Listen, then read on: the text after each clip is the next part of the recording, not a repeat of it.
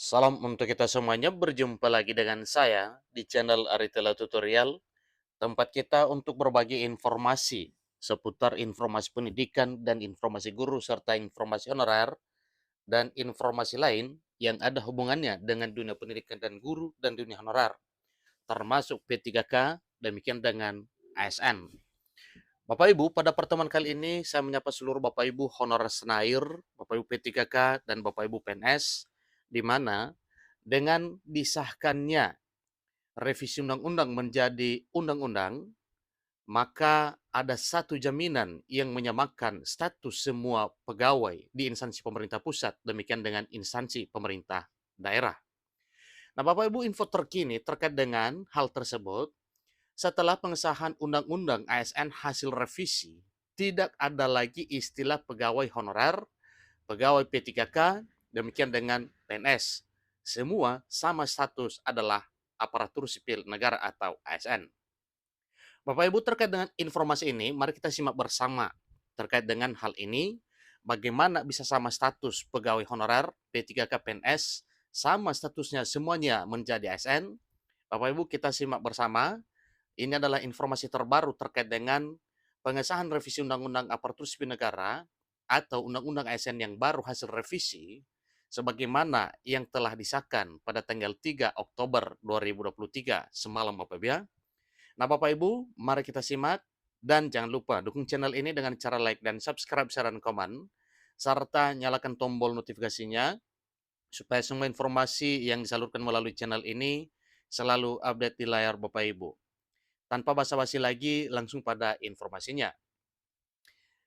JPNA.com Jakarta mencatat satu informasi terkait dengan pengesahan revisi Undang-Undang Aparatur Sipil Negara, perubahan atas Undang-Undang Nomor 5 Tahun 2014 menjadi undang-undang yang sah dan resmi.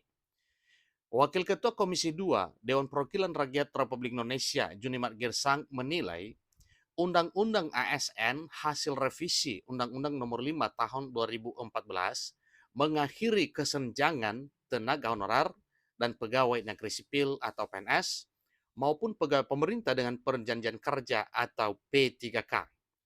Jadi semuanya ini Bapak Ibu satu nama yaitu pegawai ASN. Junimat Girsang selaku Wakil Ketua Komisi 2 DPR RI mengatakan hal tersebut setelah rancangan undang-undang tentang perubahan atas Undang-Undang Nomor 5 Tahun 2014 tentang aparatur sipil negara atau RUASN disahkan menjadi undang-undang pada rapat paripurna DPR RI pada hari Selasa 3 Oktober 2023 semalam.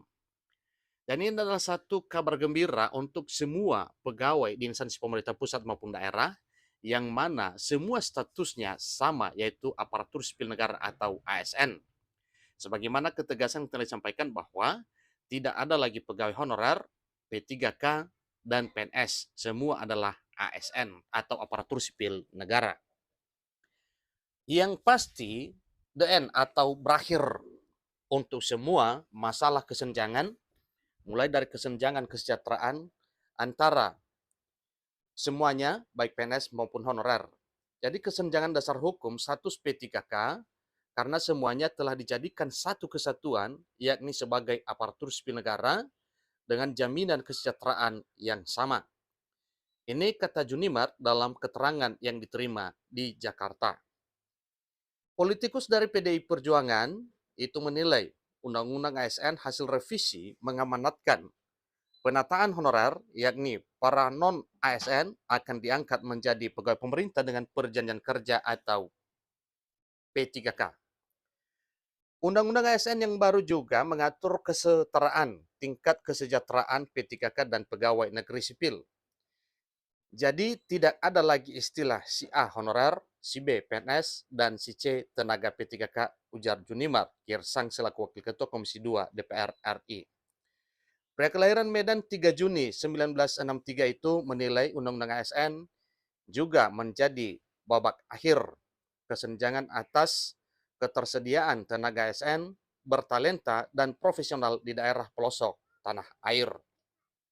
Termasuk masalah kesenjangan talenta di mana selama ini para aparatur sipil negara yang memiliki talenta atau kemampuan baik hanya ramai di pusat-pusat kota saja. sementara di daerah pelosok sangat minim. Tetapi dengan undang-undang aparatur sipil negara yang baru ini, ke depan mobilitas talenta bisa dijalankan untuk menutup kesenjangan talenta yang ada. Ini kata Junimat. Dia mengatakan bahwa kehadiran Undang-Undang ASN secara keseluruhan telah menjawab 7 klaster masalah utama di lingkungan Kementerian Pendayagunaan Aparatur Negara dan Reformasi Birokrasi Republik Indonesia Kemenpan RB. Antara lain, masalah penghapusan Komisi Aparatur Sipil Negara (KASN) yang kerap dianggap tumpang tindih dengan Kementerian Pendayagunaan Aparatur Negara dan Reformasi Birokrasi dan Badan Kepegawaian Negara atau Badan Kepegawaian Nasional atau BKN. Untuk itu, maka klaster ini diselesaikan dengan penguatan pengawasan sistem merit, sehingga ke depan tidak ada yang tumpang tindih, ucapnya. Selanjutnya, persoalan mengenai klaster penetapan kebutuhan pegawai negeri sipil dan pegawai pemerintah dengan perjanjian kerja, serta klaster terkait kesejahteraan P3K. Pada dua klaster ini disatukan dasar hukumnya dengan penggabungan seperti terkait dengan klaster penempatan P3K dan pegawai negeri sipil, maka dengan undang-undang ini penempatan itu menjadi penetapan kebutuhan aparatur sipil negara. Begitu juga dengan klaster kesejahteraan P3K atau kesetaraan P3K. Ini menjadi kesejahteraan ASN, katanya. Junimar menambahkan bahwa Undang-Undang Aparatur Sipil Negara turut memberikan perlindungan bagi aparatur sipil negara terhadap sejumlah klaster lainnya, di antaranya pengurangan ASN akibat perampingan organisasi, hingga penataan tenaga honorer, serta perlindungan pengaturan khusus aparatur sipil negara pada lembaga legislatif maupun yudikatif dan terhadap klaster digitalisasi manajemen, kata Junimar Girsang tentang ketentuan-ketentuan baru di Undang-Undang Aparatur Sipil Negara hasil revisi. Itulah informasi terkini Bapak Ibu yang membuat satu kegembiraan kepada seluruh pegawai di instansi pemerintah pusat maupun daerah, yang mana satu ketegasan disampaikan bahwa pada Undang-Undang ASN yang baru membuat satu kesatuan terkait dengan para pegawai, yaitu dengan status sama di mata undang-undang, yaitu aparatur sipil negara atau ASN. Demikian informasi terkait dengan penyamaan status ini setelah Undang-Undang ASN yang baru, yaitu tidak ada lagi pegawai honorer, pegawai P3K, dan pegawai PNS. Semua statusnya sama, yaitu aparatur sipil negara atau ASN. Demikian informasinya, semoga bermanfaat dan semangat buat Bapak Ibu honorer yang segera akan diangkat menjadi ASN setelah undang-undang ini disahkan. Sampai ketemu pada informasi berikutnya. Terima kasih.